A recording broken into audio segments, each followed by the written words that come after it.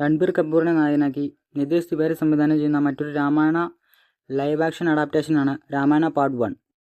ആദിപുരുഷ് എന്ന പടത്തിൻ്റെ പരാജയത്തിനു ശേഷം വീണ്ടും ബോളിവുഡ് മറ്റൊരു രാമായണ ബേസ്ഡ് സിനിമ എടുക്കുന്നതിൻ്റെ മെയിൻ കാരണം ഡയറക്ടർ നിതേഷ് തിവാരിയാണ്. അദ്ദേഹം ഒന്നിലധികം സ്ക്രിപ്റ്റ് റൈറ്റേഴ്സിനെ ഈ ഒരു പ്രൊജക്റ്റിലേക്ക് അസൈൻ ചെയ്തിട്ടുണ്ട്. നിതേഷ് തിവാരിയും സ്ക്രിപ്റ്റ് റൈറ്റിങ്ങിൻ്റെ ഭാഗമാണ്. 800 കോടി ഇന്ത്യൻ രൂപ അഥവാ ഏകദേശം $100 മില്യൺ ആണ് സിനിമയുടെ ബഡ്ജറ്റ്. ഇന്ത്യൻ സിനിമയിൽ തന്നെ വളരെ ബഡ്ജറ്റിൽ പുറത്തുവരുന്ന ഈ ഒരു ബോളിവുഡ് സിനിമ ഇന്ത്യയിലെ തന്നെ രണ്ടാമത്തെ ഏറ്റവും വലിയ ചിലവേറിയ ചിത്രമാണ്.